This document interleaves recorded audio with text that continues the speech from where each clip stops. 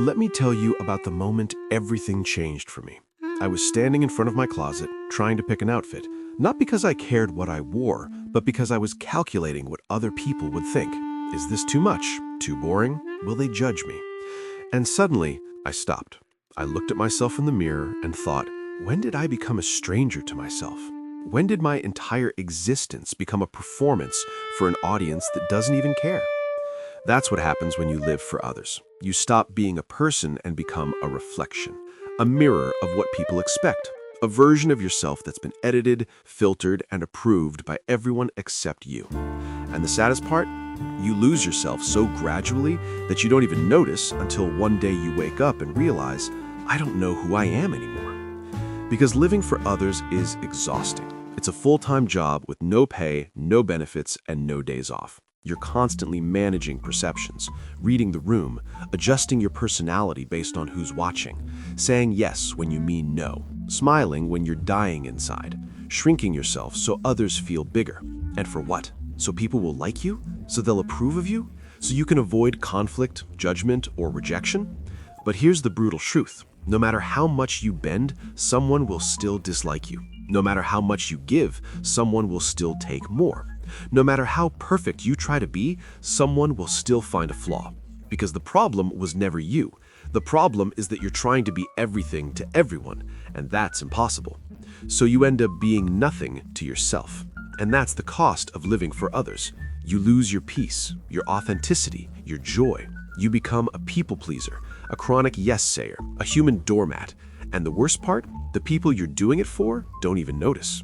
They just take. They take your time, your energy, your kindness, and they never stop to ask if you're okay.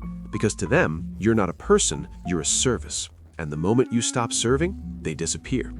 That's when you realize the people who only liked the version of you that said yes were never your people. They were your customers, and you were selling yourself at a discount. So what happens when you stop? When you start living for yourself? When you start saying no, setting boundaries, choosing your peace over their approval?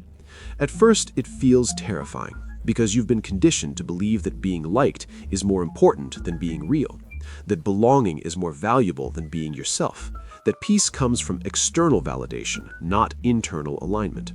But that's a lie that keeps you small, exhausted, and invisible. Because real peace doesn't come from pleasing people. It comes from respecting yourself, from knowing your worth isn't tied to how many people approve of you, from understanding that your life is yours, not a democracy where everyone gets a vote. And the moment you start living from that place, everything shifts. You stop caring if people like you, because you finally like yourself. You stop performing, because you realize the only audience that matters is the one in the mirror. You stop bending, because you're no longer willing to break. And yes, some people will be upset. They'll call you selfish, cold, changed. And they're right. You have changed. You stopped letting them use you. And to them, that feels like betrayal. But here's what they won't tell you. Their anger isn't about you. It's about them losing access to the version of you that never said no. So let them be angry. Let them be disappointed. Let them leave. Because the ones who stay, the ones who respect your boundaries, who celebrate your growth, who love you for who you are and not what you do, those are your people. And you'll finally have the energy to show up for them, not out of obligation, but out of genuine love. Because here's the paradox. Living for yourself doesn't make you selfish. It makes you whole. And when you're whole, you have something real to give. Not scraps, not leftovers, not the exhausted, resentful version of yourself, but the full, vibrant, authentic version. The version that knows their worth. The version that doesn't need permission to exist. The version that's done apologizing for taking space.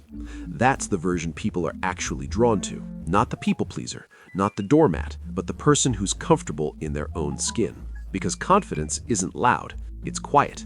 It's the calm that comes from knowing who you are and not needing anyone's approval to prove it.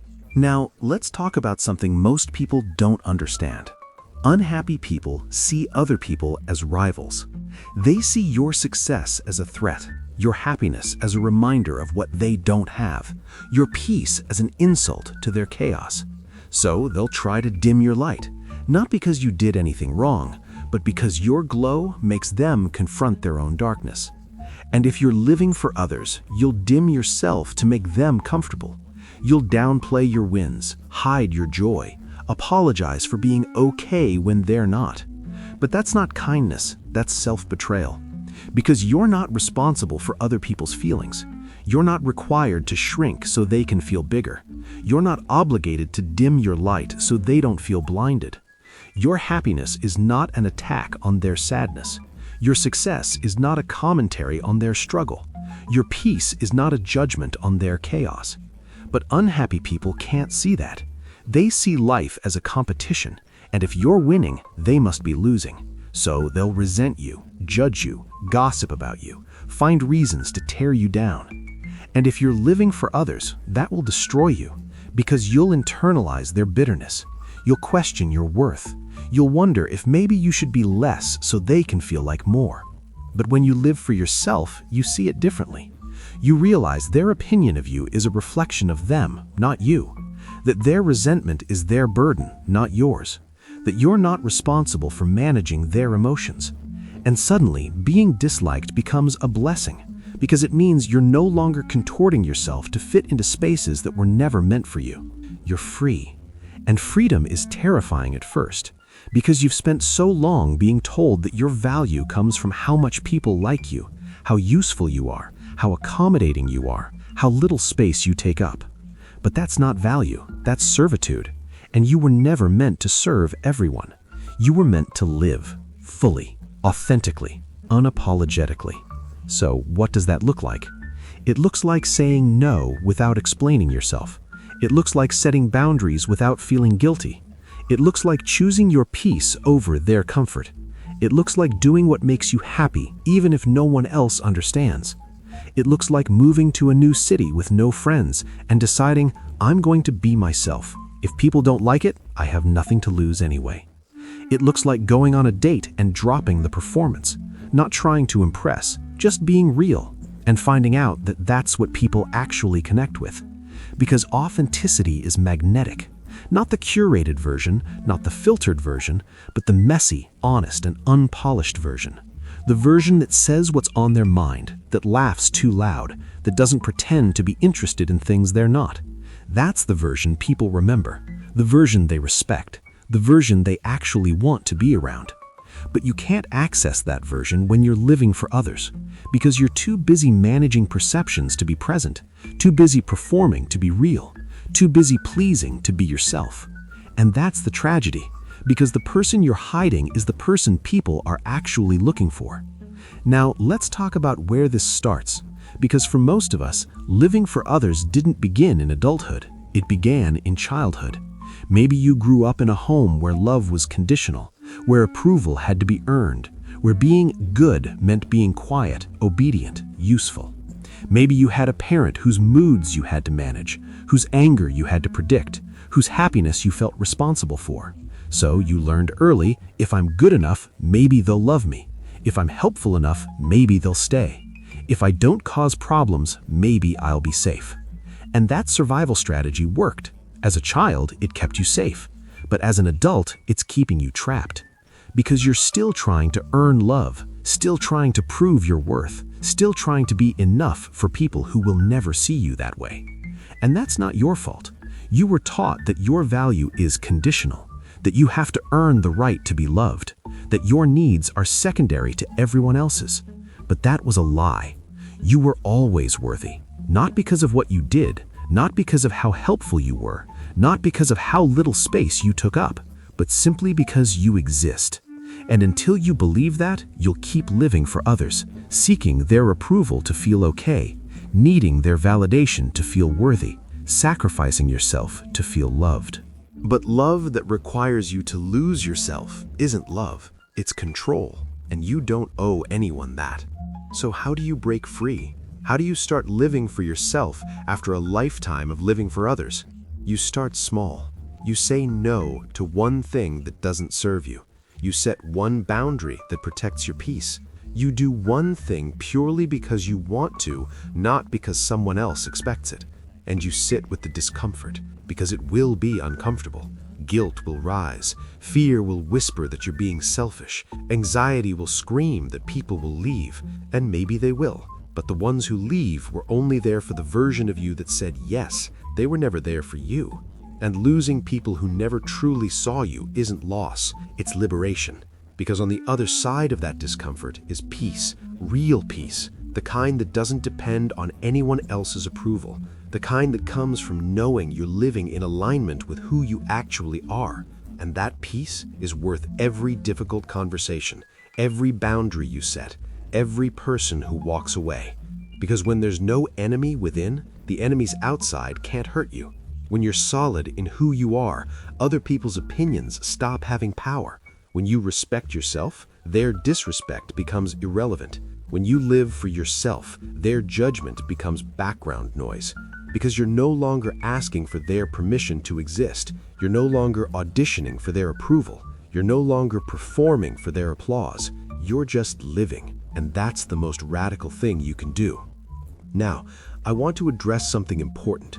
Living for yourself doesn't mean being selfish. It doesn't mean ignoring everyone else's needs. It doesn't mean becoming cold or uncaring. It means choosing when, how, and to whom you give. Not out of obligation, not out of fear, not out of the belief that your worth is tied to your usefulness, but out of genuine love and abundance. Because when you live for yourself, you fill your own cup first. And when your cup is full, you have something real to give. Not scraps, not resentment disguised as kindness, but actual overflowing generosity. The kind that doesn't keep score, the kind that doesn't expect anything in return, the kind that comes from wholeness, not depletion. And that's the irony. The more you live for yourself, the more you have to give to others, because you're giving from overflow, not emptiness. So living for yourself isn't selfish, it's sustainable, it's healthy. It's the only way to show up fully for the people who actually matter. And here's what happens when you start living this way. You stop attracting people who want to use you because you're no longer available to be used. You start attracting people who respect you because you respect yourself. You stop feeling drained by relationships because you're only investing in ones that are mutual. You start feeling alive again because you're no longer performing, you're living. And that aliveness, that's what people are actually drawn to. Not your performance, not your usefulness, but your presence. The version of you that's fully here, not distracted by what people think, not worried about who you're disappointing, just here, fully, unapologetically, authentically here. And that version of you, that's the one worth being. So if you've been living for others, hear this. It's not too late to choose yourself. It's not too late to stop performing. It's not too late to start living for you. Yes, it will be uncomfortable. Yes, people will be upset. Yes, you'll lose some relationships, but you'll gain something far more valuable, yourself. And that's worth more than any approval, more than any relationship built on performance, more than any version of belonging that requires you to disappear. So live for yourself, not because you're selfish, but because your life is yours, and the only person who has to live it is you. So make it a life you're proud of, not one that looks good to others, but one that feels true to you. Because in the end, you won't remember how many people liked you. You'll remember whether you liked yourself, whether you had the courage to live authentically, whether you chose peace over performance. And that's the approval that matters.